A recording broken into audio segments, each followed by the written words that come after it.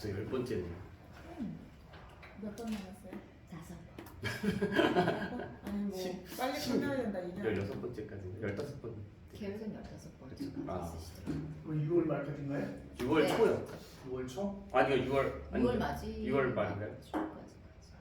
5번 정도가 네, 6월 거의 말. 수가에서 알겠네. 네. 어디 어, 어디 가시지 않아요? 단체로 딱 화요일이었던 것 같은데. 언제 가요? 아, 아니, 확장력? 아니 말. 잠깐만. 나도 모르는. 네. 확장력에. 기도하고 시작하겠습니다. 사랑과 은혜가 많으신 하나님 아버지, 오늘 또 구약의 시대별 역사 성경 공부 함께 이 시간 할 수 있도록 은혜를 그리고 또한 도전을 그리고 시간과 여건 허락해 주심을 참으로 감사드립니다. 이 시간을 귀하게 여기고 또 기뻐하고 즐거워하는 마음으로 참여하며 이 시간에 배우고 또한 나누고 다시 한번 떠올리는 것들을 통해서 하나님에 대해서 그리고 또한 우리가 앞으로의 말씀 시간을 기억하면서 그리고 더욱더 하나님의 자녀로서 성장할 수 있도록 또한 귀한 마음가짐을 가질 수 있도록 이 시간 가운데 하나님께서 함께하여 주시옵소서 감사드리며 예수님의 이름으로 기도드립니다. 아멘. 네, 잘 지내셨죠? 네. 네, 저도 잘 있었습니다. 제가 시계를 샀습니다. 시계를 지금까지 안 샀었거든요. 시계의 필요성을 잘 못 느꼈었는데 시계를 하나 장만을 했습니다. 너무 편하더라고요. 네. 핸드폰은 자주 안 봐도 돼서 좀 더 좋은 것 같고, 네. 그래서 좀 자주 들여다봐요 이렇게 시계. 네, 별건 아닌데. 네, 지금 우리 또 퍼즐 맞추는 것으로 시작을 해보겠습니다. 퍼즐. 네, 한번 깔아보시죠. 섞어드려야 될 것 같아요. 그렇죠. 뭐 그러니까 무슨 의미가 있냐고. 순서대로 오신 것 같아요. 아니 빨리. 나 안 했거든. 안 해요. 알겠습니다. 자신 있으신 분들이 이렇게 섞어 오신다니까요. 그래서 잘 맞춰주시고 섞어서 순서대로 하지 마시고 섞어서 생각해 보면서 맞춰주시기 바랍니다. 그래도 확실히 달라졌죠? 맨 처음에 퍼즐 받을 때랑 지금 이제 퍼즐을 보는 때랑은 조금 다르시지 않습니까? 그래도 그렇죠? 그때랑 똑같으면 큰일이죠.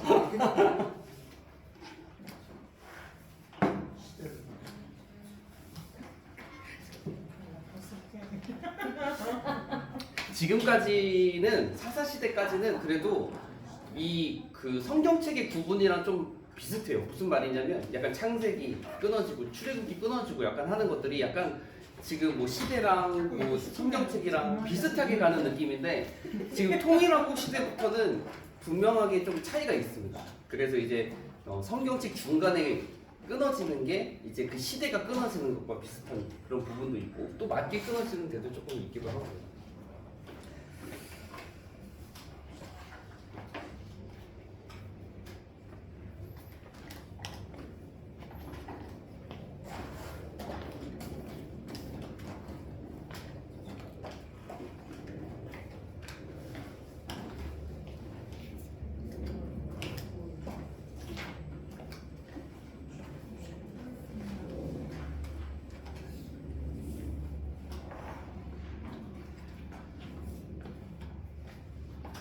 아주 잘하고 계세요.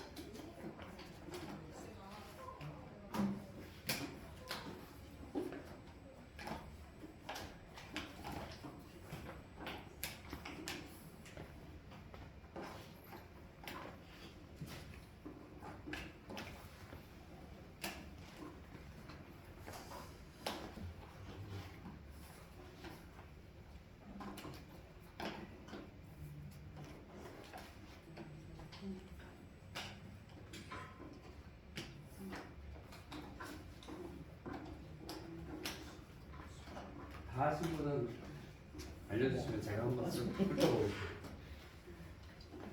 다 잘하고 계신데 한 개씩 이렇게 틀리시는 분들이 있으세요.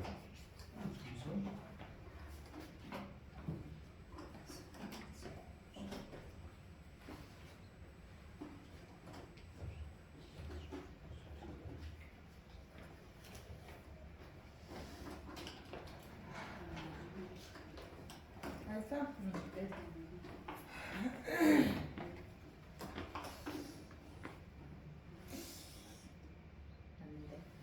기억.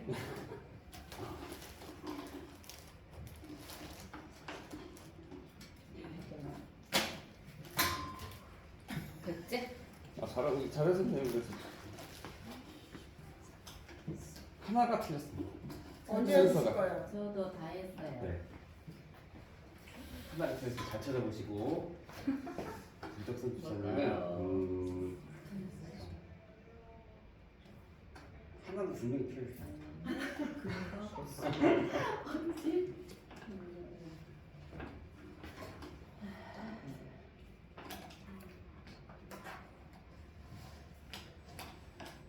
하나가 딱 위치가 틀렸어요. 바꾸는 것도 아니고 위치가. 위치가? 네. 아니 그거는 맞아요. 아 그래요? 네. 뭘까요? 주사는 사사 순서가 틀렸어요. 사사 순서.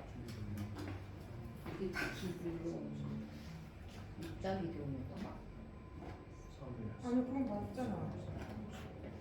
이따 기도는 맞잖아. 순서가 틀리네요. 이따 이게 틀린 말이야? 이게? 삼촌이 이게 틀렸나?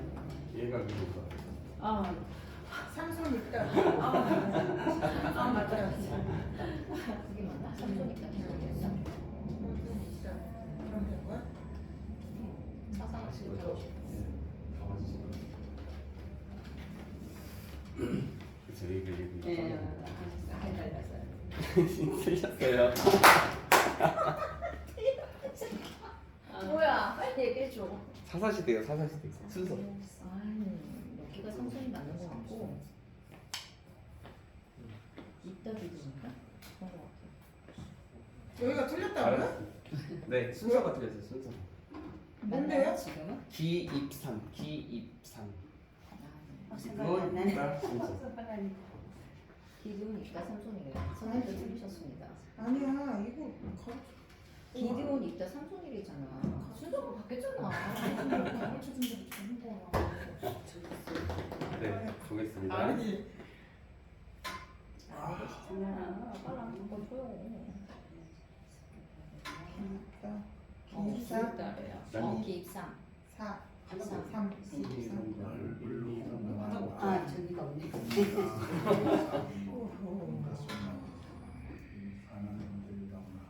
고쌍로 그니까 고쌍로.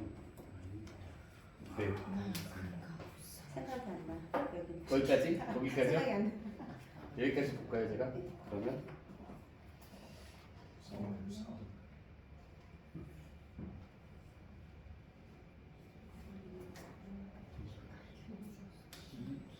네. 많이 찾을 것 같아. 아니 여기. 너무 좋았어. 난 에리야. 이거 그때다. 여기가 메인 밑에. 그러니까 성경을 읽었을 때 그 순서 네. 잘 하셨습니다. 여기까지 하고 이제 정리해 주셔도 될 것 같아요. 어느 정도 네, 거의 잘 하고 계십니다. 헷갈리셨던 부분들이 있었죠, 그렇죠? 살짝. 한 군데. 그리고 최지수 주사님은 녹뱀이 없어졌었죠? 녹뱀 맨 끝에 있는 조각 옆으로 치워져가지고 9개밖에 없어가지고 그랬었고. 네. 지금 검찰이다. 사사시대도 이제 12명의 사사 중에 저희가 대사사 그 중에서도 조금 내용이 있고 긴 사사들을 했었는데 그래서 기드온, 입다, 삼손 순서. 생각이 안 나. 그거는 아니지. 그쵸. 아니 집에서는 생각나지. 이거 당황돼. 제가 두리번 거려가지고 잘하셨습니다. 이제 퍼즐을 다 맞추고 계시니까 네, 이제 사건을 볼 때 어렵지 않게 당황하지 않고 대하시면 될 것 같습니다. 지금처럼 조금만 이제 완벽하게만 하시면 되는 거니까 또 맞추시다 보면 이제는 능수능란하게 잘 하시리라 생각이 듭니다. 드디어 이제 통일왕국 시대가 시작이 되었습니다. 통일왕국 시대에는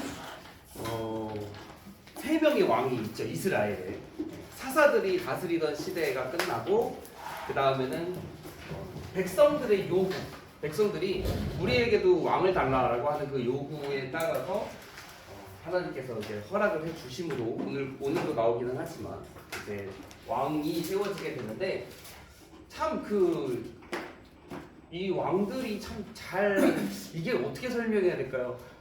왕들이 통치한 횟수가 참 어떻게 이렇게 맞춰서 통치할 수 있을까? 통일왕국 시대에 약간 그런 생각이 듭니다. 그래서 맨 처음에 초대 왕이 사울, 우리가 같이 한 거죠, 그렇죠? 그 다음에 다윗, 그 다음에 이제 솔로몬인데 통치 기간이 다 똑같아요. 네, 참 이거 참 40 우리 또 40 하면 또 떠오르는 게 있어야 되는데. 모세를 생각해 보면 모세의 나이 딱 그게 40으로 끊어지는 것도 약간 좀 40 약간 좀 이것도 좀 뭔가 생각해 볼 수 있는 것 같기도 하고 어떻게 참 이게 연도가 이렇게 되었을까? 그 다윗 같은 경우도 이 남쪽에서 남유다만 통치하는 게 7년 6개월이거든요. 7년 6개월, 7.5라고 하면 이제 북이스라엘까지 다 같이 다스리는 때는 또 이게 약 33년, 32년 이렇게 돼서 이게 40년으로 맞춰지는 건데 이것도 참 이렇게 연도가 40이 될 수 있나 약간 그런 생각도 좀 해보게 되는 부분이 있습니다. 통일왕국 시대를 여는 인물로 우리가 사무엘로 해서 사무엘상 1장부터 이제 사무엘이 등장을 하기 시작합니다. 저는 사무엘 진짜 대단한 것 같아요. 그리고 제가 지도 연습을 나름대로 그려보긴 했는데 오늘은 딱 이 부분만 그려도 되더라고요. 위까지 딱 그리지 않아도 오늘은 다 이제 여기 안에서 거의 대부분 다 들어가게 됩니다. 이 엘가나와 아내들로 이제 사무엘상 1장이 이제 사무엘 선지자 이야기가 시작이 되는데 이 엘가나와 아내들 에브라임 지파 사람입니다. 사무엘이 에브라임 지파 사람이고 에브라임이 대충 요쯤에 있잖아요, 그렇죠? 요쯤에 이렇게 있으면서 여기 위에 뭐 실로 있고 여기 딥나세라라고 하는 딥나세라 혹시 기억나시는 분 계세요? 딥나세라 여기에 에브라임 지파의 아주 위대한 이스라엘 역사에서 사람이 여기에 장사됐습니다. 딥나세라라고 하는 거. 우리 제가 나눠드린 성경 지도에도 딥나세라가 에브라임 지파에 표시되어져 있거든요. 바로 가나안 땅의 이제 그 지도자, 가나안 땅 정복 시대의 지도자 여호수아가 이 딥나세라, 에브라임 지파 사람 여호수아가 딥나세라라는 곳에 장사됐는데 이 제가 지도를 찾아보니까 이 딥나세라랑 가까운 곳에 여기쯤에 이 라마다임 소빔이라고 하는 엘가나의 집이 이쪽에 있어요. 에브라임 지파 그 엘가나의 집이 라마다임 소빔이라고 하는 곳인데 여기가 그 딥나세라 되게 근처에 있더라고요. 그리고 제가 성경지도 보니까 이 라마다임 소빔이 여기쯤인데 이게 다 되게 옛날 거라 옛날 지명이라 정확하게 표시하고 있는 데가 별로 없고 제가 이만한 두께에 이만한 성경 지도만 있는 그 책을 제가 가지고 있거든요. 그런데 거기에서도 물음표로 되어 있어요. 여기인지 정확하지는 않다라고 하는 의미로. 근데 또 슬롯이 돼가지고 이 라마다임 소빔이라고 하는 뭐 엘가나의 집과 또 한 군데가 지명이 여기 또 물음표로 이렇게 딱 되어져 있는데 여기가 바로 아리마데라고 적혀져 있습니다. 그러니까 신약 시대의 아리마데라고 하는 거예요. 아리마데 사람 요셉이 그 아리마데가 바로 요 라마다임 소빔이랑 되게 가깝거나 동일한 지역일 것이다라고 추측하는 그렇게 그 지도 안에는 그렇게 표시가 되어져 있어요. 아무튼 여기가 라마다임 소빔이라고 하는 에브라임 지파의 지역입니다. 근데 여기에서 엘가나가 있는데 이 엘가나라고 하는 사람에게는 아내가 둘이 있는데 이 내용 잘 아시죠? 그래서 아내가 둘이 있는데 한 명은 분인나 한 명은 한나인데 분인나에게는 자녀가 있고 한나에게는 자녀가 없고 엘가나가 사랑하는 여자는 한나. 네. 약간 그 야곱과 라헬 레아 이렇게 좀 생각나기도 하는데 그래서 이 한나가 자식이 없음으로 인해서 분인나가 이 한나를 되게 격발케 했다, 경록케 했다, 되게 이렇게 또 하잖아요. 그래가지고 그때는 자식이 정말 중요했으니까. 그래서 이제 매년마다 이 실로에 가서 실로가 이쯤에 있죠, 에프라임 지팡이 위에. 실로에 가서 매년마다 이제 하나님께 예배를 드리고 제사를 드리면서 기도를 했던 것으로 보여요. 네. 이 엘가나가 한나를 되게 사랑하기는 했습니다. 그래서 내가 너에게 10아들보다 낫지 아니하냐라고 하는 말이 있거든요. 10아들보다 내가 그래도 아들이 너무 중요해서 그래서 이 실로에 가서 어느 해에는 이제 열심히 기도하는 내용이 성경 속에 기록이 되어져 있습니다. 그래서 한나가 열심히 기도를 하는데 그때 이제 그 엘리 그 제사 실로의 제사장이 이름이 엘리였다라고 있습니다. 엘리라고 하는 제사장.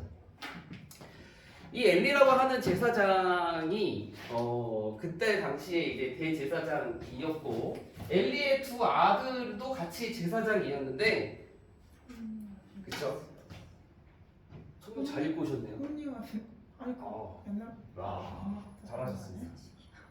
거의 상식이에요 이게? 와 홈리와 비느하스라고 하는 와 이제 이 홈리와 비느하스가 또 제사장으로 있었어요. 네. 그런데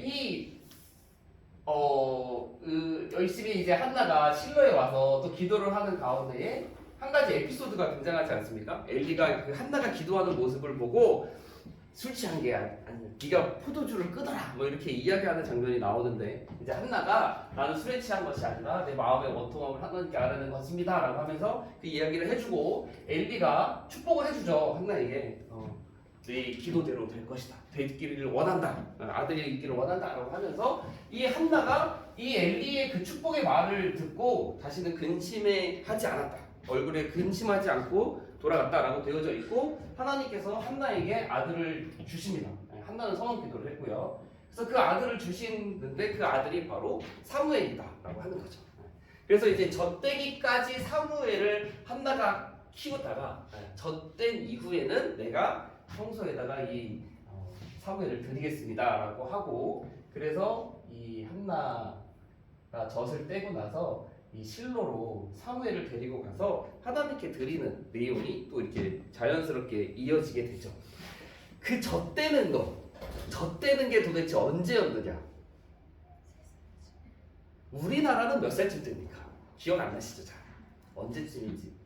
우리나라는 이 사람마다 좀 차이가 있잖아요. 사람마다 뭐 일찍 되는 아이도 있고 좀 늦게까지 물리는 아이도 있는데 저는 잘 기억이 안 나거든요. 제가 처음 언제까지 물리죠? 대충?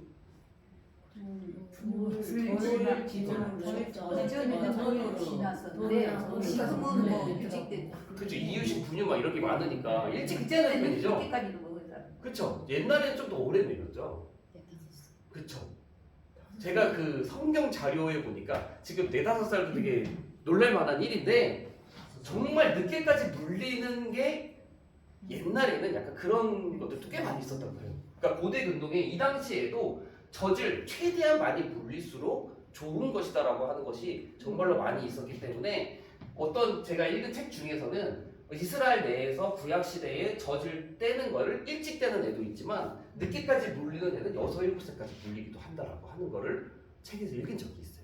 그래서 이 젖떼기까지 사무엘을 한나가 데리고 있었다라고 하는 게 조금씩 편차가 있을 텐데 길면은 5살에서 7살까지도 한나가 데리고 있다가 그때 가서야 이제 이 실로로 데려가서 하나님께 드렸을 것이다 라고 하는 그런 내용도 있습니다. 근데 이게 왜 중요하냐면 엘리의 두 아들 홈리와 비느하스가 실로에서 솔직히 조금 나쁜 말로 망나니 짓을 해요.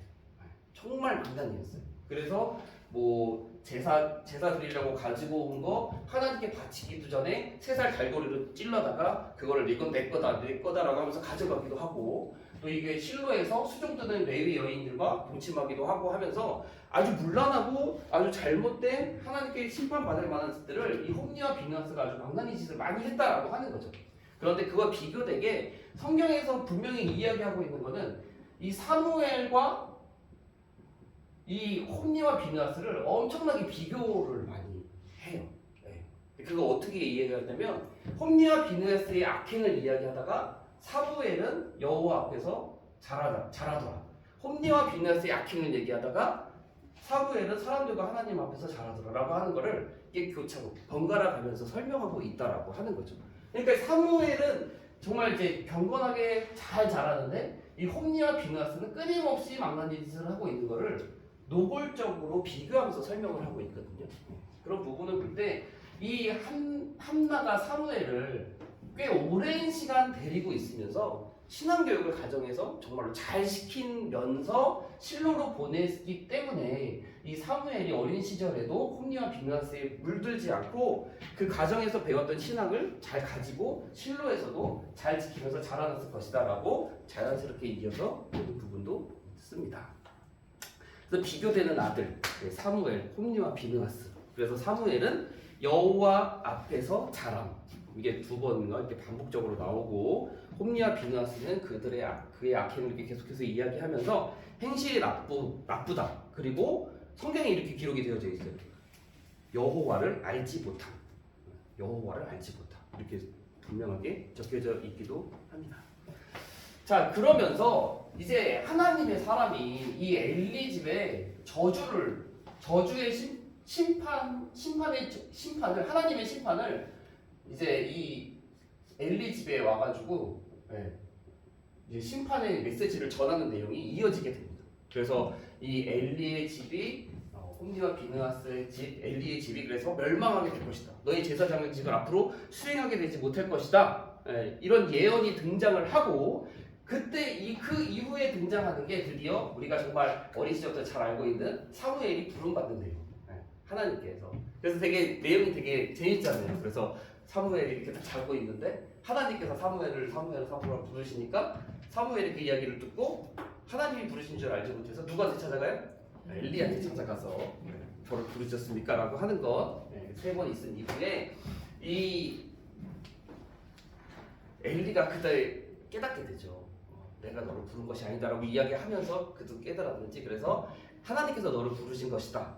만약에 이제 또 그 음성이 들리거든 말씀하시옵소서 주의 종이 듣겠나이다라고 대답하라 라고 이야기를 하고, 또 4번째 하나님께서 부르셨을 때 사무엘이 이제 엘리가 가르쳐준 대로 이제 대답을 하자 하나님께서 사무엘에게 말씀을 하시는데, 그 말씀의 내용도 엘리 집에 있을 하나님의 심판에 대한 내용이었어요. 엘리의 집이 멸망하게 될 것이다.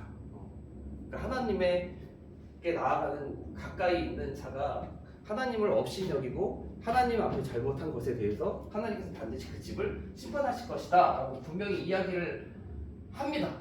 이미 한 번 있었고 사무엘을 통해서 한 번 더 이야기를 함에도 불구하고 홈리와 비느하스의 이 망나니 짓이 멈춰지지가 않아요. 그러니까 이 엘리의 손을 떠났고 엘리 역시도 하나님보다 자식들을 더 귀하게 여기는 모습이 성경의 이야기 속에서 살펴볼 수가 있게 됩니다. 자, 그런데 여기에서 한 가지 이제 말씀을 드리고 싶은 게 뭐냐면, 그 아론까지 좀 가보기 조금 멀리, 모세와 아론의 그 아론까지 올라가면 이 아론에게는 4명의 아들이 있습니다. 4명의 아들. 아시는 분? 잊어버렸죠. 근데 들으시면 떠오르거든요. 나답. 그렇죠. 아비후. 아비후. 엘리에셀인가요? 그렇죠? 엘리에셀. 한 명. 이씨예요. 이다말입니다. 근데 아론의 이 대제사장 가운데 이제 이 나답과 아비후가 죽죠. 그렇죠? 여호와께 잘못된 불을 들여서 죽고 이제 엘리에셀과 이다말이 남게 되는데, 여기에서 하나님께 엘르아살인지 엘리에셀 저도 잘 기억이 안 납니다. 아무튼 엘르아살인지 엘리에셀인지 있습니다. 근데 그 여기서 중요한 게 뭐냐면 이때의 출애굽 시대 때 모압 평지에서 이스라엘 백성들이 모압 여인들과 음행할 때 등장했던 한 명의 인물로 인해서 하나님께서 그에게 너의 가문에 영원한 대제사장직을 허락하겠다라는 말씀을 한 사건이 있어요. 시딤에서 모압 여인들과 음행 사건, 가나안 입성하기 바로 전에 있었죠. 그렇죠? 부월에서 있었던 일. 그래서 그때 그러니까 누구냐면은 이정수 집사님께서 말씀하셨지만 이 엘시의 아들 비느하스. 그래서 비느하스가 시므온 지파의 누구였죠?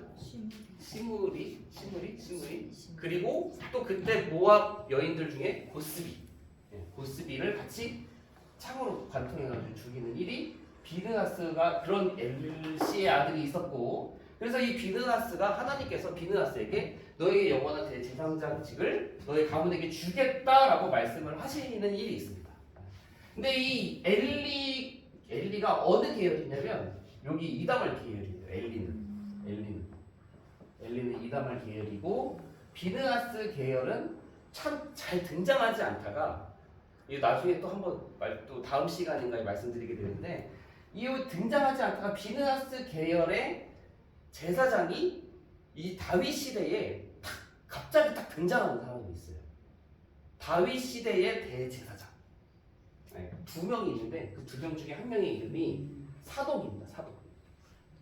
들어보셨죠? 사독 들어보셨죠? 이 다윗 시대에 제사장이 두 명이에요. 한 명은 아비아달이라고 하는 제사장이고 한 명은 사독이라고 하는 제사장입니다. 근데 이 사독이라는 제사장이 갑자기 급부상해서 다윗 시대의 대제사장이 돼요. 제사장 중에 보스가 됩니다. 맨 처음에는 아비아달이 다윗과 함께 하다가 아비아달이 솔로몬 시대에 딱 내려가가지고 나이를 잘못해가지고 솔로몬한테 붙지 않고 솔로몬 그 경쟁하는 다른 사람한테 붙었다가 추방당하고 사독이 영원히 이제 세상에 되는데 그래서 하나님께서 말씀하신 예언이 이 비느하스를 가문 안에 있는 사독이 바로 이제 이 영원한 제사장 대제사장직을 이쪽에서 가문에서 많이 갖게 돼요. 그래서 다윗 시대만 딱 가보더라도 제가 이제 그 열왕기 상인가 이게 찾아보니까 요 이다말 계열에는 여기 사독 계열과 여기 엘리 계열 안에 그러니까 대수가 같거든요. 요 안에 몇 명씩 그 레위 지파 그 제사장 가문 안에 포진이 딱 되냐면 2대1 비율. 여기가 2대1 비율로 여기가 훨씬 많더라고요. 여기가 그 제사장들이 18명, 여기가 9명. 이런 식으로 2대1 비율로 이미 여기서 크게 갈라지기 시작을 합니다. 여기 엘리 가문도 죽고요. 노반에 있었던 이다말 계열 여기서 많이 힘이 쫙 빠져요. 다윗 시대 가서. 그리고 사독 계열이 급부상해가지고 이어지게 됩니다. 근데 이게 제가 그때 이 부분 살짝 설명드리면서도 신약 시대에 가서도 이 사독 이 비느하스 하나님께서 약속하신 그게 신약 시대에 가서도 이 제사장 대제사장 가문이 비느하스 가문이 되게 된다라고 말씀을 드렸었는데 신약 시대에 그 여러 가지 파들이 있죠. 신약 시대 무슨 파가 있습니까? 우리가 잘 알고 있는 율법의 열심인 자, 외식하는 자들, 바리새파 그런 거 있잖아요, 그렇죠? 그리고 또 뭐 있죠? 사두개파 있죠, 사두개파는 그 성전 안에서 권력을 가져가지고 성전에 매우 지위가 높은 사람들, 그래서 뭐 제사장들, 대제사장들 막 이렇게 이야기하잖아요. 근데 그 사두개파가 이름이 요 사독에서 온 거예요. 사독에서 사두개파가 생긴 거예요. 그러니까 사두개파의 대부분 사람들이 사독 가문이다라고 하는 거죠. 사독에서 사두개파가 나온 것이다.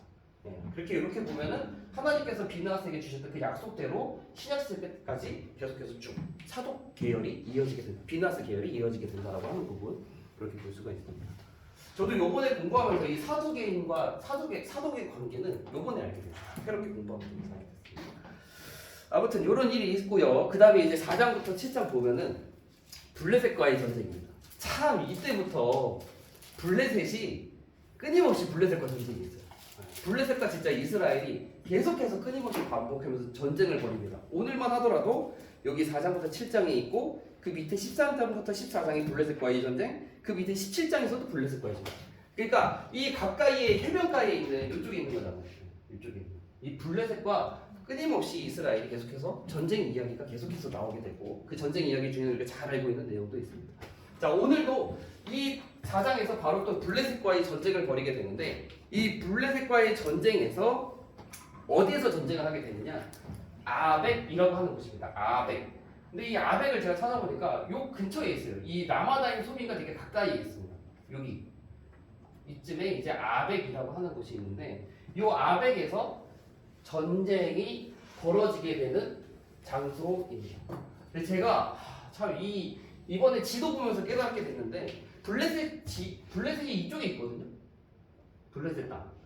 대체적으로 한 여기 항상 있는데 이 통일왕국 시대에는 블레셋이 엄청나게 강력한 나라로서 급부상했구나. 그래서 사울 왕조 시대는요, 이 블레셋이 되게 이스라엘의 우리가 12지파의 그 이스라엘이라고 하는 그 영토 안에 매우 좀 자유롭게 그리고 되게 자주 침범해서 들어오는 것을 보게 돼요. 그래서 오늘 우리가 보는 내용만 하더라도 이 아벡도 여기 블레셋 지경, 우리가 알고 있는 블레셋 지경보다는 한참 위에 있는 곳이거든요. 근데 블레셋이 이쪽으로 치고 올라와서 이 아벡에다 진치면서 이스라엘과 전쟁하기 위해서 진을 쳤다라고 하는 것이죠. 우리가 아까 이따가 보겠지만 이따가 게바라고 하는 곳에서 전쟁이 벌어지게 되는데 게바는 정말 놀랄 만큼 저도 깜짝 놀랐어요. 이쯤이에요, 게바. 여기에서 또 이따 한 차례 전쟁이 또 이루어지게 됩니다. 근데 아무튼 이번에는 아벡인데 이 아벡에서 이스라엘과 블레셋이 전쟁을 벌이게 돼요. 근데 여기서 1차 전쟁에서 이스라엘 백성들이 패배를 하게 됩니다. 이스라엘 백성이 1차 전쟁에서 4,000명 가량이 죽게 됩니다. 4,000명 가량이 죽게 되니까 이제 이스라엘 사람들이 이제 또 애가 타는 거죠. 그리고 걱정이 많이 되면서 그래서 이번 전쟁에는 그 다음날 전쟁에는 우리가 언약궤를 가져왔다가 우리가 전쟁을 벌여야겠다. 그래서 이 실로에서 언약궤를 메어 와가지고 아벡에서 둘째 날 전쟁을 합니다. 그 언약궤를 부적처럼 누르는 거죠. 결국 이 전쟁에서 이겼을까요? 첫째 날 4,000명 죽었다고 기록이 되어져 있는데 성경 말씀 보면 둘째 날에는 그 언약궤를 가져왔음에도 불구하고 3만 명이 죽게 됩니다. 더 훨씬 많이 죽게 되었죠. 3만 명 죽게 되면서 여기서 또 한 가지 일이 발생하게 되죠. 언약궤를 빼앗겨요. 그러니까 블레셋한테 언약궤를 빼앗기는 3,000명 이겼다고 했어요? 네, 3만 명. 언약궤를 빼앗게 되는 일이 발생을 하게 되는 거예요. 블레셋은 좋죠. 야, 이거 옛날부터 우리가 알고 오던 그 이스라엘 우리가 대승을 거뒀는데, 야, 그들이 모시는 신의 약간 그 임재를 상징한다는 그 언약궤를 이제 이 언약궤가 블레셋의 손에 들어온 거예요. 블레셋이 아주 기뻐하는 거죠.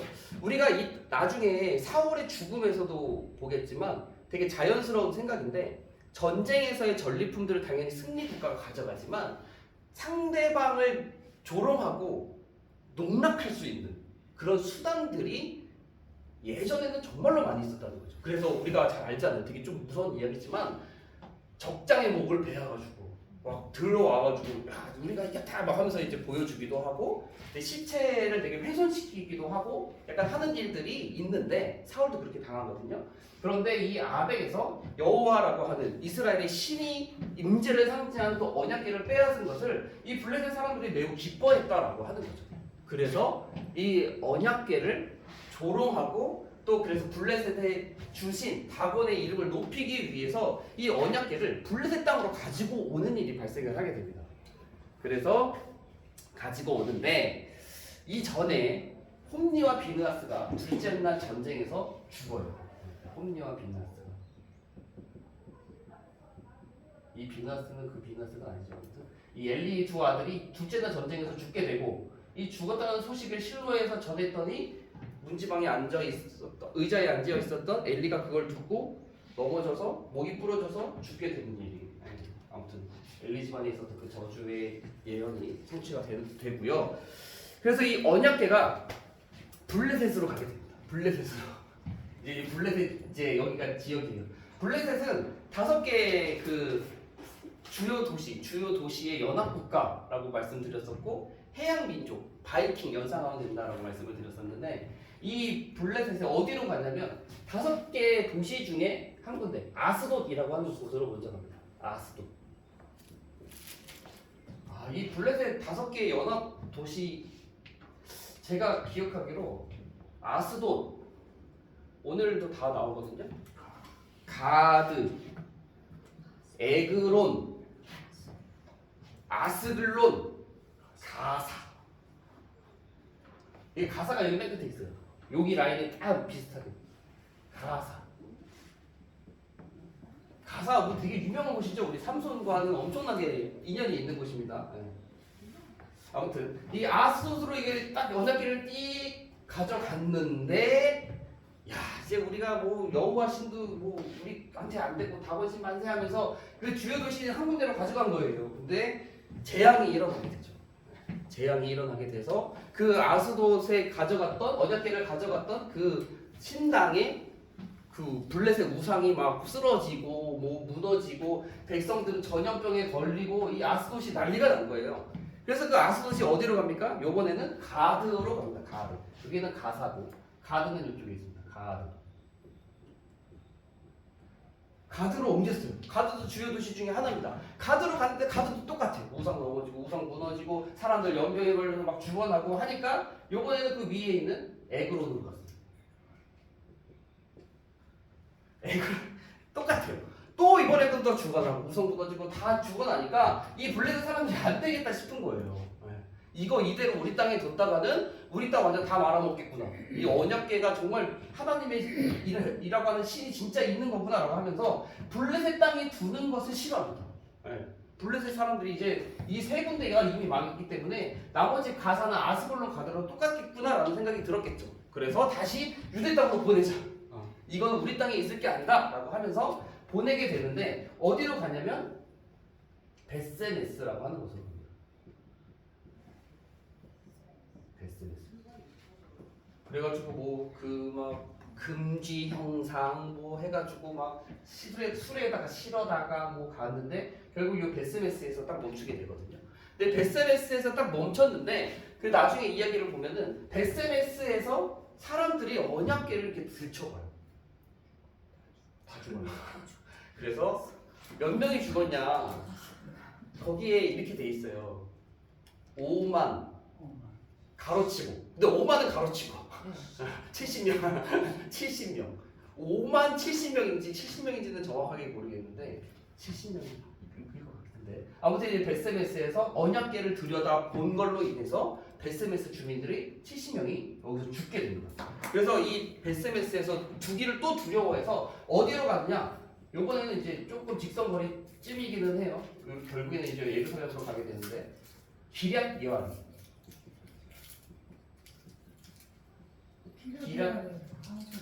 기럇 여아림. 기럇 여아림이라고 하는 곳으로 옮겨서 이름도 헷갈리는 이름 나왔습니다.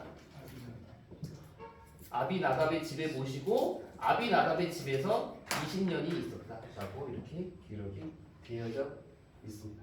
결국 20년 후에는 이제 다윗이 옮기겠죠. 아무튼 누가 옮기겠죠. 자, 아무튼 이렇게 해서 이 언약궤의 이동 사건이 이렇게 있고 나서 그 다음에는 다시 블레셋과의 전쟁으로 이어지게 되는데 이때는 이제 사무엘이 어느 정도 성장했었던 때인가 봐요. 그래서 이제 어느 정도 시간이 지난 이후에 이 사무엘이 이 전쟁 자체가 사무엘 어느 정도 큰 이유겠죠. 사무엘이 이스라엘 백성들이 승리의 방법을 이야기를 하게 됩니다. 근데 이 승리의 방법이 다른 게 없어요. 우리가 이전에 사사시대나 뭐 가나안정복시대나 우리는 우리의 힘으로 무엇을 가지고 하는 게 아니라 하나님을 의지하는 믿음으로 승리하는 것이다 라고 하면서 하나님만 섬기기 위해서 우상을 제거하고 장신구 다 끼고 하나님께 제사를 드리자라고 하면서 어디로 모이느냐, 여기에서 지금까지 별로 대두되지 않았던 이름이었는데 미스바라고 하는 곳이 여기서 딱 뜨게 됩니다. 미스바. 우리가 미스바 하면 솔직히 이쪽에서 먼저 좀 이야기를 많이 나눴었어요. 이쪽 요단 동편에도 미스바가 있고 이쪽에도 미스바가 있는데 이전까지 이 미스바가 이 요단 서편에서는 별로 대두되는 장소는 아니었거든요. 제가 열심히 찾아봤는데 이 서편에서는 이 미스바 또는 미스베라고 해서 있다가 여기서 이제 뭐 활약을 했던 장소이긴 했었습니다. 근데 이 미스바라고 하는 것으로 보이겠는데 이 미스바가 왜 이렇게 조금 급부상했을까? 그리고 이후에도 이 미스바가 좀 몇 번 등장하거든요. 앞으로는 아마도 실로에서 가깝기도 해요. 여기 실로에서 되게 좀 가깝기도 하고 아마 여기가 교통편도 되게 좋고 좀 이렇게 가까우면서 에브라임 지파 내에 있으면서 좀 여기가 좀 이렇게 좀 부상하지 않았을까 약간 그런 생각을 해보게 됐습니다. 아무튼 이 미스바에 모여서 이스라엘 사람들이 이제 블레셋과의 전쟁에 대한 그래서 승리의 방법을 미스바에서 사무엘이 백성들에게 다 이야기를 하고 같이 우상 다 버리고 하나님을 향한 신앙을 굳게 세우고 번제를 드리는데 딱 이 성경에 제가 보니까 어떻게 기록이 되어져 있냐면 번제를 드릴 때 블레셋이 쳐들어와요. 번제를 드릴 때 블레셋이 왔다라고 기록이 되어져 있고 여기에서 블레셋과 전쟁을 벌이게 되는데 이번에는 어떻게 됐을까요? 당연히 이겼겠죠. 하나님께서 이번에 개입을 하세요. 하나님께서 블레셋 가운데에 큰 우레를 바라셨다라고 돼서 블레셋 사람들이 혼란 가운데 빠졌고 그들이 서로 치면서 이스라엘 백성들이 공격하면서 이 미스바에서 블레셋과의 전쟁에서 대승을 거두게 되고 이 승리가 어디까지 이어지냐면 블레셋이 막 쫓겨나요. 그래서 에그론 지경까지 블레셋이 쫓겨나면서 전쟁에서 대승을 거두게 되는 이야기. 그러면서 이제 뭐 에베네셀 이야기가 나오게 되는 거죠. 근데 제가 보니까 이 에베네셀이 위쪽에 있었던 것 같아요. 라마다임 소리, 아베 가까이 이렇게 공격했을까 싶기도 하고요. 치는 게 지도가 이동이. 아무튼 에베네셀 여기서 등장하게 됩니다. 자 이제 8장부터는 이스라엘 백성들한테 중앙 집권 국가로서의 그런 왕국에 대한 소망이 이때 좀 많이 커졌던 것으로 보여요. 주변 나라에는 이미 왕들이 있었거든요. 뭐 암몬, 뭐 모압, 에돔, 뭐 블레셋은 약간 5개의 나라 연맹이지만 그 5개 도시에서도 각각의 왕들이 있었어요. 높은 사람들이 있어서 이 사람들이 같이 연합해가지고 작전을 벌이기도 하고 침공하기도 하고 5개가 좀 평등한 느낌이었는데 돌아가면서 그 중에 제일 큰 왕을 선택했다 뭐 이런 이야기도 있습니다. 아무튼 이스라엘 사람들한테 이 블레셋과의 전쟁의 이야기들을 통해서 우리도 중앙 집권 국가로서의 왕이 필요하겠다라고 하는 게 그 나라 가운데에 되게 조금 많이 이스라엘 사람들이 생각했던 것으로 보입니다. 그래서 사무엘에게 왕을 요구하고 결국에는 하나님께서 그들의 뜻대로 왕을 세우라라고 말씀을 하시게 되죠. 그래서 이제 사무엘상 9장부터 이제 사울이라고 하는 자가 등장을 하게 되죠. 제가 지난 시간에 말씀을 드렸던 것처럼 사울 이야기를 어디서 끊어야 될까 조금 고민을 많이 했었거든요. 근데 이제 사울과 다윗이 좀 연결돼가지고 쭉 길게 이어지기 때문에 그래서 제가 적당한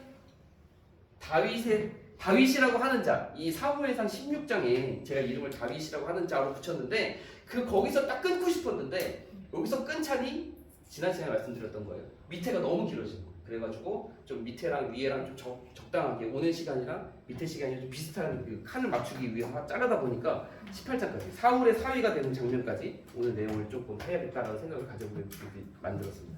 아무튼 사울이라고 하는 자가 등장하는데 이 사울이 제가 지난 시간에 말씀드렸죠. 어느 지파? 망해가는 아무도 거들떠보지 않는 이제는 거의 얘네들은 이제 앞으로 소생하기 불가능할 지경에 빠진 지파. 그래서 이 사사시대의 그 두 번째 에피소드에서 장정 600명만 남고 다 몰살하게 되는 지파. 베냐민이죠. 그 베냐민 지파 안에 바로 이 사울이라고 하는 자가 있습니다. 기부아라고 하는 것도 요즘이에요. 기부아라고 하는 곳에 이제 미스바 밑에 기부아 좀 적어. 기부아 여기 출신이고 기부아 기스의 아들 뭐 이렇게 되어져 있고 이 사울에 대해서 성경에서 뭐라고 이야기하고 있느냐 거의 연예인이거든요. 연예인. 키가 일반 이스라엘 사람들보다 머리 하나가 더 있어요. 일단. 그리고 이스라엘 내에서 사울과 같이 준수한 사람이 없다라고 기록될 정도로 일단 진짜 겉보기에는 진짜 대단한 사람. 와 대박이다. 엄청 멋있다. 그런 사람이 바로 사울이었습니다. 근데 이 사울이 사울의 이야기가 이제 시작이 되는데 아빠가 기스라 그랬잖아요. 이름이. 사울한테 일을 시켜요. 심부름을 시킵니다. 무슨 심부름이냐? 암나기들을 잃어버렸다. 암나기를 찾아와라 라고 사울한테 이야기를 하고 사원 한 명을 데려가서 그 암나기들을 찾아와라 라고 이야기를 하게 됩니다. 그래서 이 사울이 그 아빠의 말에 순종해가지고 암나기들을 찾으러 가는데 여기가 베냐민 지파고 여기가 이제 에브라임 지파잖아요. 성경에 어떻게 기록이 되어져 있냐면 사흘 동안 찾는데 못 찾아요. 근데 그 사흘 동안 이 베냐민 지파 다 돌아보고 나름대로 에브라임 지파 다 돌아봤는데 열심히 찾은 거죠. 그랬는데 결국 못 찾았다라고 되어져 있어요. 그러니까 사울 요 단편적인 모습만 보더라도 이 사울이 나름대로 책임감도 있고 그리고 아버지의 말씀을 순종하는 자였고 약간 그런 부분 생각해 볼 수 있죠. 그래서 찾지 못하는데 이 사울과 같이 떠났던 그 사환 한 명이 이 성경에는 분명한 지역이 적혀져 있지는 않은데 이 라마도 여기 부근이거든요. 라마 여기는 약간 사무엘의 본거지입니다. 사무엘 선지자의 본거지. 약간 본거지예요. 그래서 이 라마라고 하는 곳에 이르르자 우리가 여기에서 선지자가 있는데 이 선지자한테 우리가 갈 길 한번 물어봅시다. 라고 하는 걸 사환 이야기를 해요. 그래서 이제 사울이 그 말을 듣고 라마로 가고 근데 또 여기서 참 그 드라마틱한 게 뭐냐면 하나님께서 사무엘에게 이스라엘의 왕으로 세울 자를 만나게 할 것이다 라고 말씀을 하시는데 그거는 하루 전에 말씀하세요. 그러니까 사울이 암나기들을 찾으러 나간 지 이틀이 지났을 때 3일째 되기 전 그러니까 사무엘에게는 하루 전에 말씀하시면서 둘이 딱 만날 수 있도록 하나님께서 이게 딱 계획해서 이렇게 이끌어 가시는 것이죠. 사울 도착 하루 전에 하나님께서 사무엘에게 알려주셔서 이제 이스라엘의 왕으로 세울 자를 알려주시게 됩니다. 그래서 결국에 사울과 사무엘이 만나게 돼요. 만나게 되면서 사무엘이 사울에게 기름 붓는 장면이 나오게 되고 이 사울이 내가 왕이 될 징조가 있겠습니까? 내가 베냐민 지파에서 제일 작은 사람이 우리 지파도 보잘것없는 지파인데 내가 진짜 이스라엘 왕이 되겠습니까? 징조를 보여주십시오라고 하는 내용에서 사무엘이 사울에게 징조를 알려주거든요. 너에게 이런 징조가 있으면 네가 진짜 이스라엘 왕이 될 줄 알아라. 근데 그 징조가 몇 가지인지 아십니까? 한 가지도 아니고 세 가지. 너가 앞으로 겪게 될 세 가지 징조를 알려주면서 이 징조가 실현되거든 네가 이스라엘 왕이 될 것을 분명히 알아라라고 이야기를 합니다. 세 가지 징조가 무엇이냐? 왕이 된 징조 세 가지 10장에 있는 내용입니다. 너가 곧 암나기들을 찾게 될 것이다. 그리고 또 한 가지는 네가 떡 2덩이를 받게 될 것이다. 그리고 또 한 가지는 네가 여호와의 영이 임해서 성령의 충만함을 받게 될 것이다. 라고 하는 징조가 이제 사무엘이 사울에게 알려주게 되고 당연히 사울이 길을 가면서 그 모든 징조들을 경험하게 되는 일이 또 이렇게 이어지게 됩니다. 자, 그래서 이제 왕으로 뽑는 장면이 등장을 하게 되는데 이 왕으로 뽑는 곳이 바로 또 이 미스바예요. 사무엘이 이스라엘 백성들을 보고 그래서 왕으로 뽑을 사람을 제비를 뽑는데 일단 그때 제비 뽑기는 되게 이제 하나님께서 분명히 정해 주시는 거였잖아요. 그래서 제비를 뽑는데 당연히 이제 뭐 베냐민 지파 뽑히고 기스의 아들 뽑히고 그래서 이제 사울이 뽑히게 됩니다. 근데 그 사울이 뽑혔을 때 어디에 있었죠? 짐 보따리 사이 틈 사이 이게 짐 사이에 이렇게 숨어 있는 모습의 사울이 있어요. 사울이 그려져 있어요.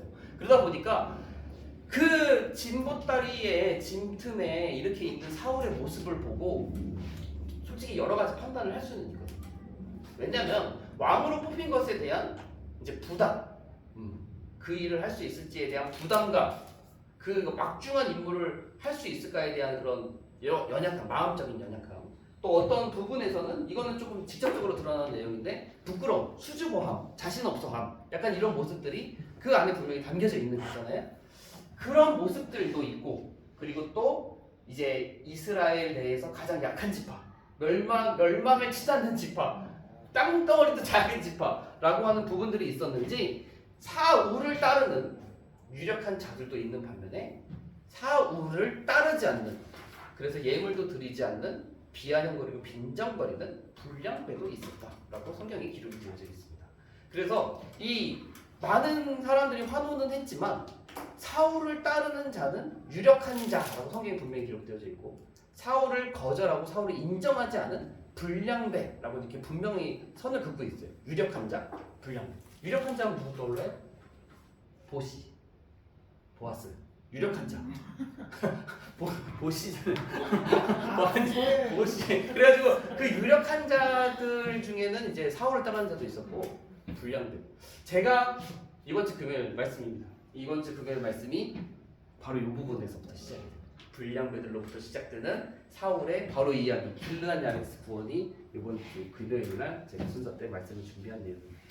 자 이런 딱 상반된 의견도 있고 뭐 그러려니 하는 사람들도 분명히 많이 있었을 것이고 따르는 자도 있을 것이고 거절하고 싫어하고 조롱하는 불량배들도 분명히 있었는데 이때 한 가지 무슨 일이 벌어지게 되느냐 제가 여기서부터는 조금 전문이죠. 설교 준비를 다 해놨으니까 여기 암몬 지역에서 쳐들어와서 여기 이쪽에 이제 갈릴리 호수 있고 길르앗 야베스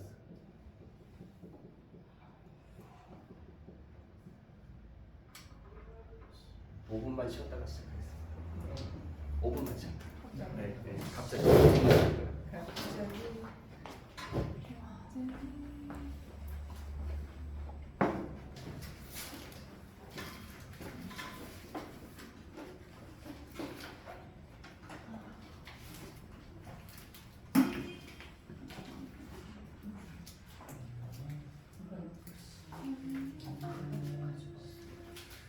미스바 뜻이 뭐예요? 왜 자꾸 여기저기 이름 갖다 쓰는 거예요?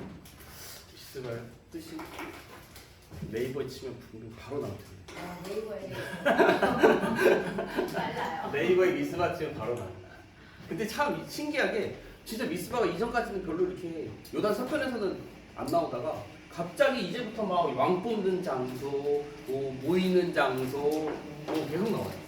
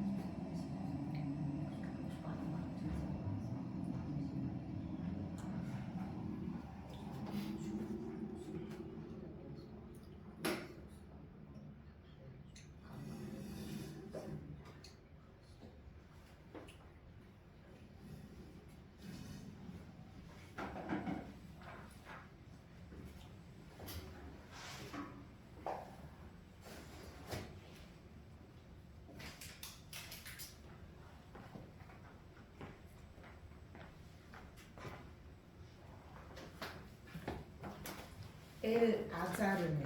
엘 아자르. 지금의 내 아들. 네요. 그게요? 아까 그- 미스바가요? 잠깐만. 나는 내 아들 아까 저기 뭐지 이렇게 저렇게 한다고 엘 아자르. 엘은 안 하는 거. 아자르는 뭐야 저거? 됐어 여기까지. 뭐였냐? 그럼 시작하겠습니다. 이 암몬 왕 나하스 이름이 나하스 왕 이름 나하스예요. 나하스가 이 길르앗 야베스를 침략을 합니다. 그러면서 공격해서 무너뜨린 게 아니에요. 진을 쳤어요. 길르앗 야베스 이렇게 진을 치고 진짜 그때 당시에는 진짜 이스라엘이 뻥뻥 뚫렸던 것으로 보여요. 그러니까 여기 길르앗 야베스는 요단강 근처거든요. 그러니까 여기에 뭐 루벤 지파, 갓 지파, 므낫세 지파 있잖아요. 근데 막 푹푹 뚫고 들어오는 거예요. 블레셋에서 들어오고 암몬에서 침투해서 들어오고 아무튼 길르앗 야베스를 진을 치고 나하스가 이렇게 이야기를 합니다. 길르앗 야베스가 먼저 쫄아가지고 이렇게 이야기를 해요. 우리와 화친합시다. 우리와 화친합시다. 이미 이제 다 내려놓고 우리와 화친합시다. 이 화친하자라고 하는 말 되게 약간 동등된 약간 뭔가 이렇게 뭐 동맹합시다라고 들리기도 하지만 그 당시에 이 화친합시다라고 하는 말은 우리가 당신들을 섬기겠습니다. 형 나라로 섬기겠습니다. 뭐 우리가 당신들이 바라는 것을 바치겠습니다라고 하는 거거든요. 이 나하스가 무엇이라고 이야기하느냐? 너희들의 오른 눈을 다 빼라. 그리고 나서 너희가 우리를 섬길 때 우리가 화친하겠다라고 이야기합니다. 오른 눈을 다 빼라. 오른쪽 눈을 다 빼라. 되게 무섭지 않아요? 네. 오른쪽 눈을 다 빼라. 그래야 화친하겠다. 근데 이 오른 눈이라고 하는 게 뭐 신체적인 이제 부자연스러움, 이제 앞으로 뭐 어떻게 할 수 없는 약간 그런 것도 있지만 이스라엘 전체를 조롱하는 내용도 있는 거예요. 네. 너 이제 너네들은 뭐 이제 나의 힘에 안 된다 뭐라고 하면서 그런 이제 이스라엘 백성들을 조롱하는 그런 모양도 담겨져 있는 거거든요. 그랬더니 이 길랏 야베스가 무엇이라고 하느냐? 우리에게 7일 동안 시간을 주십시오. 7일 동안 시간을 줘서 우리가 이스라엘 사람들한테 구원을 요청해보고 그래도 만약 우리를 도울 사람들이 없으면 우리가 당신들이 하자는 대로 하겠습니다 라고 이렇게 이야기를 합니다. 나하스가 어떻게 했을 것 같아요? 그런 소리에 말하라 공격이다 라고 하지 않고 7일 동안 말미를 줍니다. 자신이 있었던 거죠. 니네들이 어떻게 하든 이스라엘 백성들에서 군대를 모아오든 어차피 우리가 이길 것이고 너희를 분명히 점령할 것이다 라고 하는 자신감이 이 암몬 나하스한테 있었던 것으로 보여요. 그래서 7일간 말미를 주고 이 길랏 야베스에서 전령들을 이스라엘 각지로 보내서 우리들을 도와달라. 우리가 이런 암몬 나하스에게 이런 핍박을 당하고 있으니 도와달라 라고 하면서 이스라엘 각지로 전령을 보내요. 이때만 하더라도 이 사람들이 미스바에서 사울을 왕으로 선출했음에도 불구하고 그 왕으로서의 역할 또는 왕의 그런 그 정치 체계 이런 것들이 이스라엘 내에 잘 세워져 있지 않았던 것으로 보입니다. 그리고 이 사람들도 이 사울이라는 사람을 신뢰하지는 않았던 것으로 보여요. 그래서 이스라엘 각지로 전령을 보냈다라고 되어져 있는데 이 각지로 전령을 보낸 그 전령이 결국 미스바에도 기브와 사울이 있는 미스바에 도착하게 되고 기브와 사람들이 이 소식을 듣고 사울은 아직 못 들었어요. 기브와 사람들이 이 소식을 듣고 다 펑펑 울어요. 우리 큰일 났다. 우리 길랏 야베스 죽겠구나 라고 했는데 사울이 농사일을 마치고 소 한 겨리를 끌고 오다가 이 소리를 듣게 됩니다. 소 한 겨리라고 하는 거는 두 마리, 한 쌍을 한 겨리라고 하거든요. 그래서 딱 듣고 나서 이때 사울이 성령에 취해서 이 소를 조각을 내서 이스라엘 각지로 보내면서 너희들이 이스라엘 모든 지파들이 나와 사무엘을 따르지 않으면 너희들의 가축이 다 이렇게 될 것이다 라고 이렇게 이야기를 하고 그래서 이스라엘 사람들이 다 모여요. 엄청나게 많은 사람들이 모이게 되고 30만인가 20만인가 엄청나게 많은 사람들이 모이게 되고 그래서 이들이 이제 결국에 길랏 야베스를 쳐들어갑니다. 이 길랏 야베스를 가서 또 여기서도 그 작전을 짜요. 작전이 있어요. 3대로 나누고 3대로 셋으로 나누고 세 방향으로 나눠서 이 암몬왕 나하스 암몬을 공격을 해서 결국에 크게 대승을 거두게 됩니다. 자, 대승을 거두는데 딱 여기까지가 이야기가 끝이 아니라 사람들이 여기서 사울을 엄청나게 이제 진짜 얘는 우리나라의 왕이 될 사람이다. 얘가 진짜 대박이다.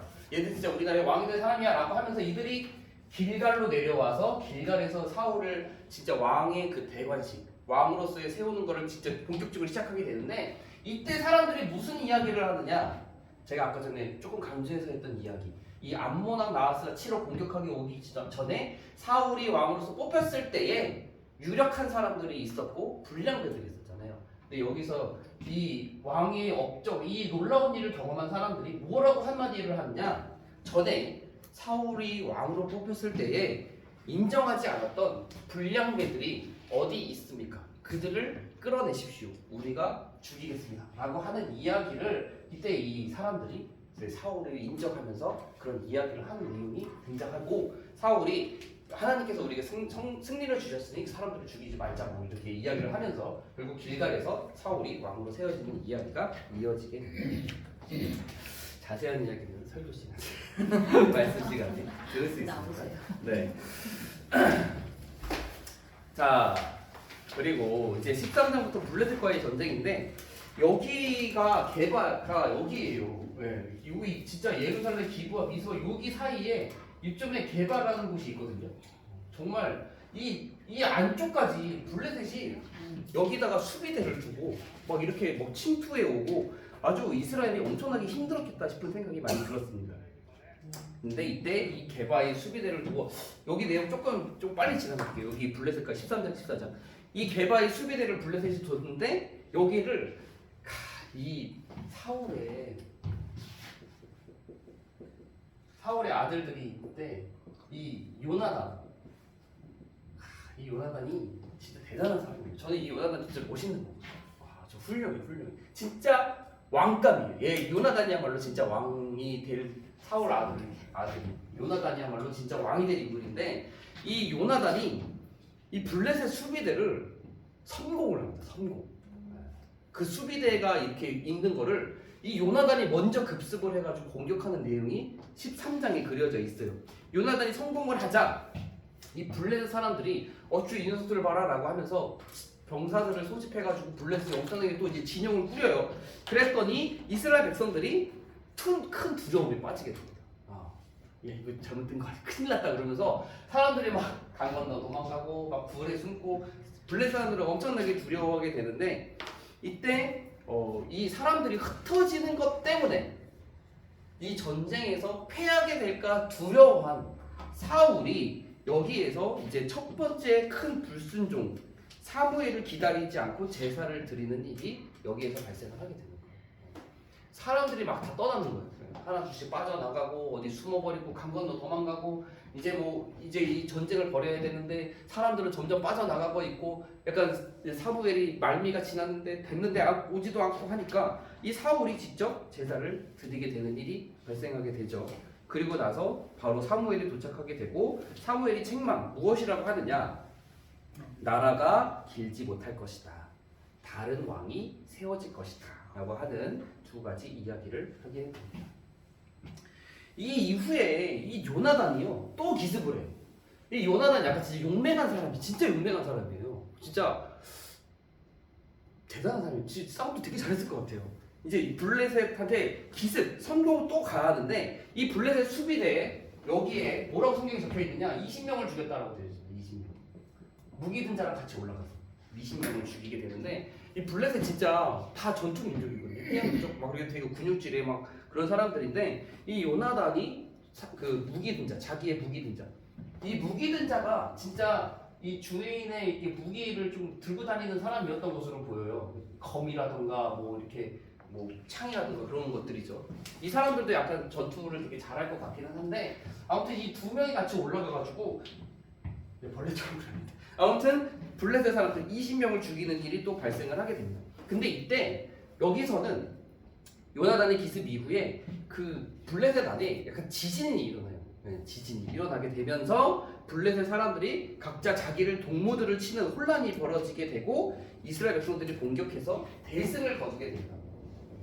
그런데 여기서 중요한 게 무엇이냐 성경 말씀에 이제 한 가지 흥미로운 일이 발생하게 되는데 이때 사울이 이 전쟁에서 한번 크게 이긴 걸 보고 이 블레셋을 씨를 뽑아야겠다. 뭐라 그러죠? 씨를 말려야겠다.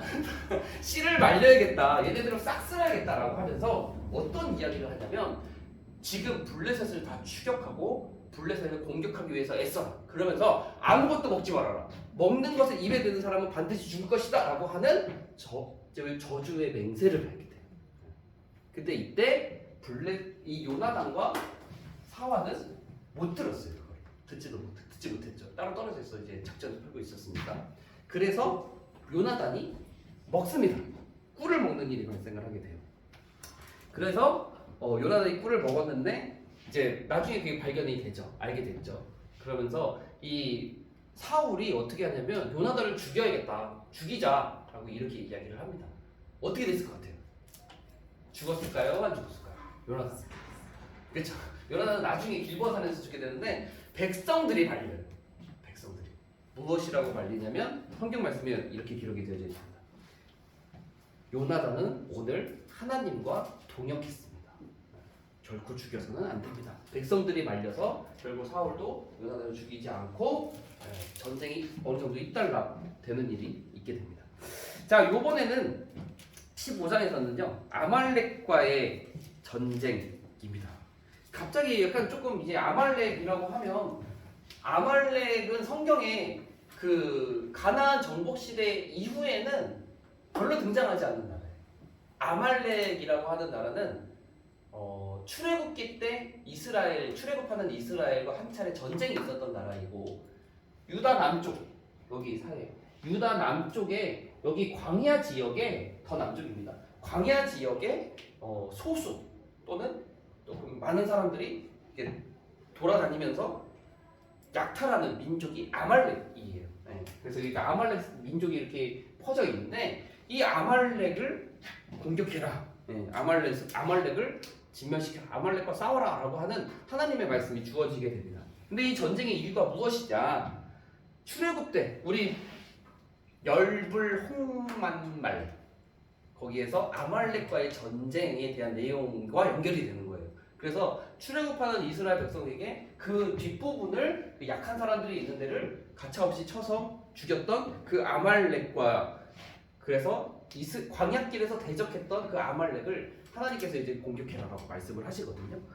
근데 여기서 이제 또 중요한 일이 또 하나 발생을 하게 되는 거죠. 사울의 불순종, 큰 불순종, 두 번째 불순종이 여기에서 벌어지게 됩니다. 하나님께서 분명히 사울에게 진멸해라, 다 죽여라, 가축이고 다 죽여라라고 했는데 결국 전쟁에서는 대승을 거두지만 사울이 남긴 게 있죠.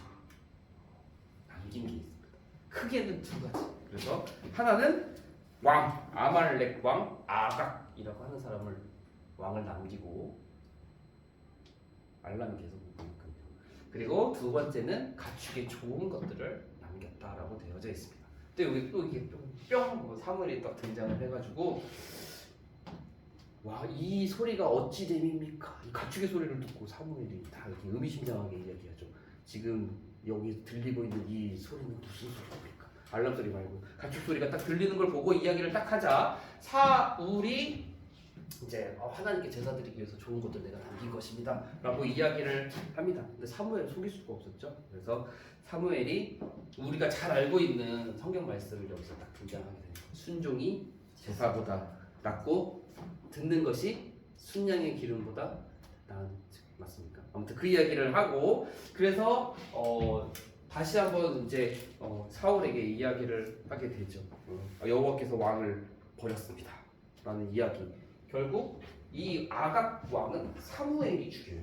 그리고 사무엘은 라마로 갔다 라고 되어져 있어서 사울과 그렇죠. 사울을 이제 죽을 때까지 보지 않았다라고 되어져 있다. 그런 내용도 있었던 것 같아요. 그래서 이제 그런 일이 있고 나서 드디어 16장에서 그 이스라엘의 두 번째 왕, 이스라엘의 가장 훌륭한 왕이라고 하는 다윗이 이제 16장, 사무엘상 16장에 등장을 하게 됩니다. 이제 이 다윗은 여기가 예루살렘이거든요.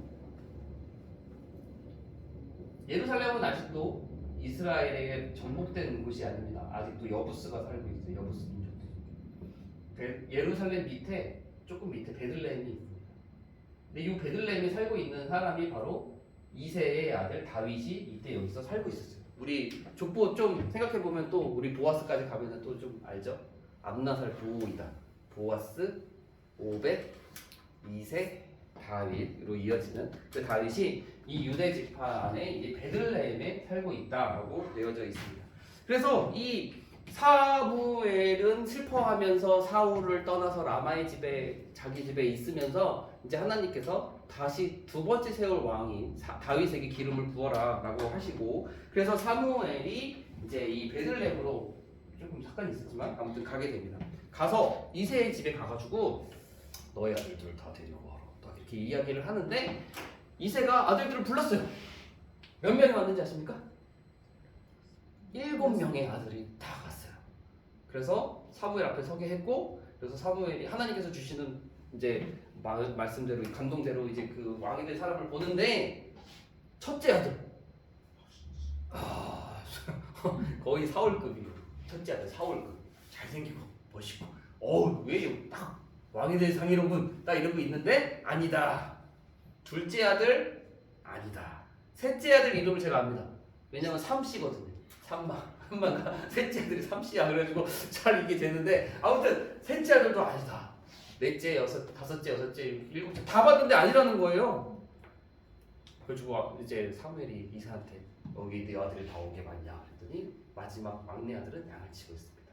그 아이를 데리고 와라. 그 아이가 오기까지는 내가 식사 자리에 앉지 않겠다 해서 다윗을 불러왔습니다. 양 치고 있다가 딱 보니까 이제 그 사람이 바로 하나님께서 말씀해 주신 왕이었죠. 근데 딱 요 장면 보면은 막내 아들, 8번째 아들, 막내 아들이었던 다윗이 집안에서는 그때의 문화권에 좀 그런 게 있었겠지만 별로 이렇게 뭐 중요한 존재가 아니었던 거죠. 이미 유산은 뭐 첫째 거의 다 받고 물려주게 되고 이 다윗이 약간 아빠가 부르지조차 않았어요. 사무엘이 얼마나 대단한 사람입니까? 이스라엘 내에서 모든 사람이 알고 존경받는 자이고 선지자인 사무엘이 이새의 집에 와서 네 아들 다 불러와 했는데 다 불렀는데 이 양치고 있는 막내 아들을 부르지 않았을 정도면 이 이새가 다윗을 바라보는 시선이 평소에 별로 이렇게 뭐 시덥지 않게 별로 뭐 이렇게 뭐 아들 취급도 별로 안 하고 지금 일꾼 정도로 보는 약간 그런 이미지가 조금 보이기는 해요. 그래서 다윗이 되게 그 가정에서는 되게 사랑받지 못하는 존재였을 것이다라고 추측을 해볼 수가 있습니다. 근데 아무튼 그 다윗이 왕이었고 왕이 될 사람이었고 그래서 그 다윗에게 기름을 붓죠.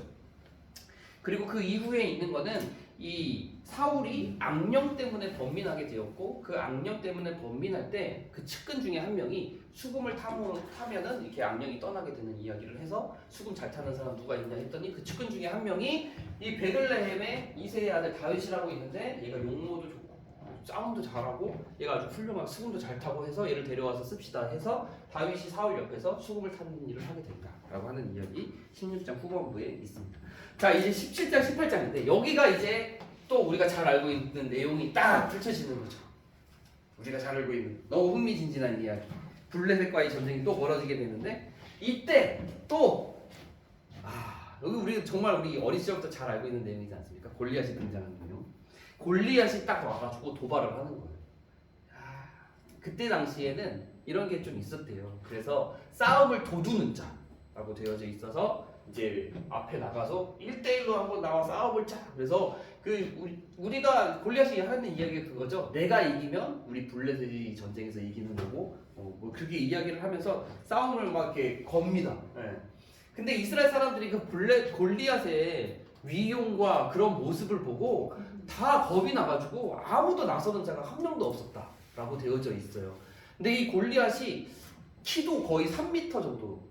그때 당시에는 거인족들이 있었다라고 하거든요. 근데 이 골리앗도 거인족이었고 골리앗의 동생 이름이 라흠이라고 하거든요. 제가 이름을 기억하고 있어요. 근데 이 라흠이도 거인족이에요. 네. 그러니까 골리앗 집안이 약간 그러니까 거인의 피가 약간 흐르는 그런 거인족이었던 거예요. 그래가지고 그 사람들이 되게 무서워했던 거죠. 뭐 칼, 뭐 갑옷, 뭐 창, 단창, 어렸을 때부터 용사다 뭐 이런 이야기도 사울이 이야기하는 것처럼 그래서 사람들이 다 쫄은 상태입니다. 근데 이때 다윗이 아버지가 심부름을 보내죠. 왜냐하면 그 전쟁에 다윗의 형들 3명이 전쟁에 참여했기 때문에 아버지 이새가 다윗한테 형들이 잘 있는지 보고 와라 라고 하면서 형들에게 줄 것 그리고 형들의 지휘관들에게 줄 것 분명히 이렇게 나눠가지고 양식을 실어가지고 다윗한테 보내요. 다윗이 그 말씀에 순종해가지고 전쟁터로 가게 되었는데 전쟁터에 갔더니 이 골리앗이 막 이러고 있는 거예요. 다윗이 분노가 살살 오르는 거죠. 하나님의 군대를 모욕하는 이 골리앗 이 녀석 하면서 그때 사람들이 딱 제가 성경을 다시 읽어보니까 무언이 있냐면 사람들이 골리앗을 죽이는 자에게는 사울이 약속한 것이 있어요. 포상이 있는 거죠. 무엇이냐? 3가지. 하나는 왕의 많은 재물을 얻게 된다. 2번째, 왕의 딸을 얻게 된다. 3번째, 그 집안은 세금이 면제된다. 혹시나죠? 그렇지 않습니까? 되게 분명한 나름대로의 분명한 아주 솔깃한 되게 좋은 제안을 이미 사울이 이스라엘 사람들에게 했어요. 그럼에도 불구하고 사람들이 선뜻 나서는 사람이 한 명도 없는 거예요. 골리앗을 이길 능력도 없거니와 그리고 만약에 지게 되었을 때 이스라엘 패배, 이스라엘 그 엄청나게 당할 것들이 두려웠겠죠. 이때 이걸 듣고 나서 이 다윗이 내가 싸우겠습니다라고 사울 앞에 나아가게 됩니다. 형들이 말리죠. 형들이 말리는 이야기도 나오고 잠깐 사울한테 갔더니 이제 사울도 다윗을 신뢰하지 못했어요. 근데 이제 다윗이 재차 이야기를 하자 사울이 자기의 군복을 벗어서 이제 다윗에게 주는 이야기가 있지만 다윗이 그것을 입어보고 움직여 봤더니 불편해서 벗고 자기 그냥 가져. 준비물이 있었습니다. 준비물. 물매 그리고 돌. 그 5개까지 기억해야 되는지 모르겠지만 막대기도 들고 갔다 되어져 있고 막대기, 돌 5, 물매 이걸 가지고 사울 진영에 나와서 이제 골리앗과 1대1 딱 싸움이 이제 벌어지게 되는 내용. 여기서부터는 우리 너무 잘 알고 있는 내용이죠. 그래서 이제 골리앗이 다윗한테 이제 네가 나를 개로 여기고 나왔느냐 막대기를 들고 나온 걸 보고 그러니까 그 내용도 나오고 그래서 이제 서로 조롱해요. 되게 막 말싸움을 먼저 이렇게 하면 주고받습니다. 뭐, 너의 시체가 공중의 새와 들짐승의 밥이 될 것이고 막 이렇게 설전을 벌이면서 나는 만군의 여호와의 이름으로 나왔다라고 하면서 싸움이 벌어지게 되는데 물매를 이렇게 해가지고 던전 게 골리앗의 정수리에 탁 맞게 돼서 골리앗이 자빠지게 됩니다. 근데 여기에서 골리앗이 죽었느냐? 약간 여기에서는 조금 의문이 있어요. 이걸 맞고 죽은 건지 맞고 기절한 건지 이제 맞고 죽었다는 본문도 있는 것 같고 이제 결국에는 이제 맞고 기절한 것 같이 보여요. 그래서 다윗이 그걸 보고 달려갑니다.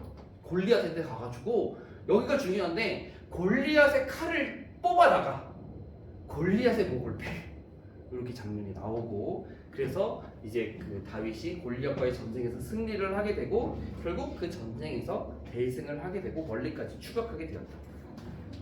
요 내용이 이 골리앗의 칼이 여기서 딱 등장하게 되거든요. 조육이 되게 이 골리앗의 칼이 얼마나 좋았겠어요, 그렇죠? 보검 수준이었습니다. 분명히 명검, 보검. 이 골리앗의 칼이 여기서 딱 등장했다가 누구한테 가는지 아십니까? 이 골리앗의 칼? 이 되게 약간 흥미진진한데 이 골리앗의 칼이요. 그 노베에 있는 제사장 거기에 있어요. 제사장 거기에 있어요. 노베에 있는 제사장한테 거기에 보관되어 있는 거를 나중에 이 다윗이 도피하다가 노베에 도착했을 때 이 골리앗의 칼이랑 진설병을 얻게 되는데요. 그래서 결국 이 골리앗의 칼이 다시 다윗한테 돌아오죠. 그래서 다윗의 칼이 되는 어떻게 잘 휘둘렀겠죠. 어떻게 이제 좀 돼가지고 잘 썼는지는 모르겠으나 결국 다윗이 이 골리앗의 칼을 얻게 되는 내용이 나중에 다윗의 도피 경로 때에 있게 됩니다.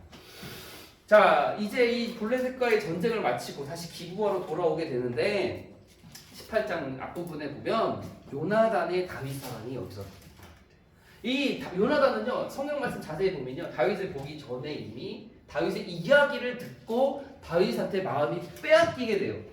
그래서 이 요나단이 다윗을 되게 좋아하게 됩니다. 마음에 되게 사랑하게 되는데 사실 나이 차이는 엄청나게 있습니다. 나이 차이는 꽤 있어요. 요나단 우리가 딱 이미지 떠올리면 다윗과 또래의 그 사이좋은 어깨 동무하고 있는 그런 친구의 모습을 떠올리게 되지만 요나단은 제가 알기로 요나단은 약 40몇 세 정도 되는 나이가 꽤 있고요. 다윗은 한창 어릴 때죠. 아직 어릴 때죠. 그런 나이 차이는 있습니다. 근데 제가 전에 교회에 있을 때, 전전교회에 있을 때 그 토요일마다 제가 유년부 맡아서 했거든요. 초등학교 1학년부터 3학년 전도사님으로 거기서 있었는데 시작은 아니지만 그때 토요일마다 그 비전 스쿨이라는 게 있었어요. 그래서 토요일 아침에 아이들 교회로 불러다가 그 1학년부터 6학년까지 다 같이 불러다가 같이 이제 그 학교 앞 전도도 그때 토요일로 학교 왔으니까 학교 앞 전도도 하고 그리고 전도하고 데려와가지고 같이 점심 먹고 성경 공부하고 뭐 이제 이거 활동도 하고 막 이렇게 하면서 한 3-4시까지 있는 그런 프로그램들을 매주 토요일마다 했었거든요. 근데 그때 그 비전 스쿨의 이름이 다윗과 요나단 비전승. 이름을 그렇게 지었는데 그리고 그 플래카드에 약간 그 어린 친구들 두 명이 다윗과 요나단 어깨 동무하는 모습이기는 했으나 실제적으로 분명히 이제 요나단은 나이가 좀 많이 있는 그때 당시에는 나이가 많이 있다고 합니다. 그랬고 요나단이 선물을 주죠. 근데 요나단이 선물 준 게 성경에 보니까 제가 또 다시 한번 읽어봤는데 겉옷 그리고 군복 칼 활 띠 이렇게 줬다고 합니다. 되게 중요하게 보이기도 하고 있어 보이는데 여기에서 이 준 것들 가운데에 겉옷 군복 약간 되게 요나단의 왕을 상징하는 왕의 그런 위엄이나 왕권 그런 것들을 보여주는 것들을 이 요나단에게 선물한 게 약간 이때 잠깐 살짝 의미심장한 것들이 있기는 해요. 근데 이제 사울의 질투가 여기서 우리가 또 잘 알고 있는 내용이 등장을 하게 됩니다. 사람들이 막 기뻐하면서 환호를 하게 되는데 전쟁에서 대승을 거두고 돌아왔으니까 여인들이 노래를 하는데 사울이 죽인 자는 천천히죠. 다윗이 죽인 자는 만만이다 라고 하는 이야기를 사울이 딱 듣게 되고 다윗의 인기가 이렇게 높아졌는데 이제 그가 얻을 것은 나의 위치 이 나라의 왕밖에 있지 않겠느냐 하면서 그때부터 다윗에 대한 질투가 시작이 되게 됩니다. 근데 이제 사울이 다윗한테 이제 골리앗을 죽인 사람은 이제 왕의 딸을 준다고 그랬었잖아요. 사울한테는 딸들이 있었어요. 첫째 딸은 메라 그리고 미갈이라고 하는 딸들이 있었는데 딸을 이제 주기로 해요. 주겠다 합니다. 맏딸 그러니까 첫째 딸 메랍을 다윗한테 주기로 하는데 성경 말씀 잘 읽어보면요 이 사울이 진짜 다윗을 되게 조롱한 거예요. 뭐냐면 맏딸 메랍을 줄 때가 됐는데 주기로 해놓고 줄 때가 됐는데 메랍을 딴 사람한테 줘요. 주기로 해놓고 줄 때가 됐는데 딴 사람한테 줘요. 아주 다윗을 제대로 조롱합니다. 근데 또 이때 둘째 딸 미갈은 몇 번 등장한 거 재밌어요. 이 미갈이 다윗을 사랑하는 거예요. 다윗을 되게 사랑해요. 그래서 미갈을 줘야겠다라고 생각을 하면서 이 미갈과 결혼하기 위해서는 블레셋 사람 포피 100개 포피 100개가 결혼 지참금이다라고 하는 내용이 또 나오게 됩니다. 그래서 이제 다윗이 맨 처음에는 이제 뭐 맏딸 메랍이나 이렇게 사울의 사위가 되는 것에 있어서 나와 같은 자가 어떻게 사울의 사위가 될 수 있겠습니까라고 하지만 결국에는 이제 블레셋과 전쟁을 또 이제 나가가지고 블레셋 사람 포피 100개 배워오라고 했는데 몇 명 죽였죠? 100명 죽여서 포피 100개 가져오면 되는데 200명 죽입니다. 200개 가져왔을 것 같아요. 그러니까 사울의 속셈은 그거예요. 내 손을 더럽히지 않고 블레셋 사람들로 하여금 그걸 뭐라 촌철살인이라고 그러는 그게 그건가요? 그 말이 맞나요? 어르신들 잘 모르겠는데 저도 기억이 안 나는데 내 손을 더럽히지 않고 블레셋 사람을 통해서 다윗을 죽이려고 했던 거였거든요. 100명의 포피를 배우라고 하면서 근데 다윗은 나가가지고 200명 죽이고 다윗을 막을 수가 없습니다. 그래서 다윗이 결국엔 미갈과 결혼을 하게 되는 이야기가 벌어지게 되는 거죠.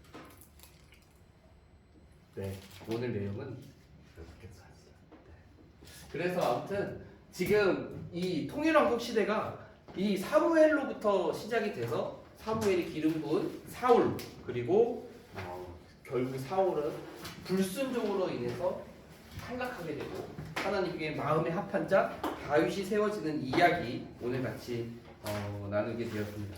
다음 시간에 보면은 이 다윗에 대한 이야기가 쭉 펼쳐지면서 사무엘에 대한 세 번째 솔로몬 다윗의 아들 솔로몬에 대한 이야기는 그렇게 좀 길지는 않더라고요. 다윗 얘기가 좀 많이 길고 참 이 성경에 이 다윗의 측근들, 뭐 솔로몬의 측근들, 그래서 뭐 서기관이 누구고 군대 장관이 누구고 제사장이 누구고 하고 이런 것들이 이제 왕권이 되게 이제 그 당시에 형성이 잘 되면서 그런 체계를 되게 잘 갖추고 있구나라고 하는 것도 단편적으로 볼 수가 있게 됩니다.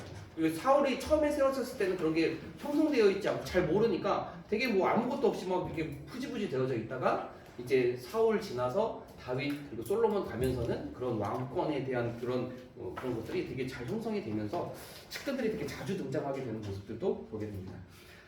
네, 아무튼 오늘도 수고 많으셨고 오늘 아침 이제 맨 처음에 시작할 때 퍼즐 맞췄던 거 또 떠올려 보시면서 이제 집에서도 이제 다 맞추셔야 되니까 이제는 다 맞추셔야 되니까 잘 맞춰보시고 다음 주에 오실 때는 또 다 같이 또 시작할 때 다 맞출 테니까 또 잘 준비해 주시기를 바라고 다음 시간에는 통일왕국 시대 2 사울 뒷부분 그리고 다윗 그리고 또 솔로몬에 대해서 같이 나눠보도록 하겠습니다.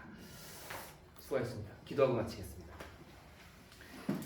사랑과 은혜가 많으신 하나님 아버지, 오늘 통일왕국 시대 첫 번째 시간을 가지면서 하나님께서 세우신 이스라엘 왕국 안에 어떠한 일들이 있었고 어떻게 왕들이 세워졌으며 또한 그 왕들을 통해서 하나님께서 그 나라를 어떻게 이끌어 가시는지를 말씀을 통해서 또한 살펴보았습니다.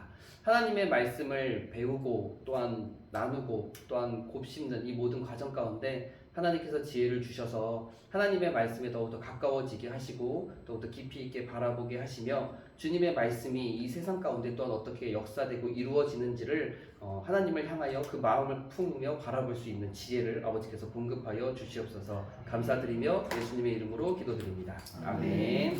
수고하셨습니다.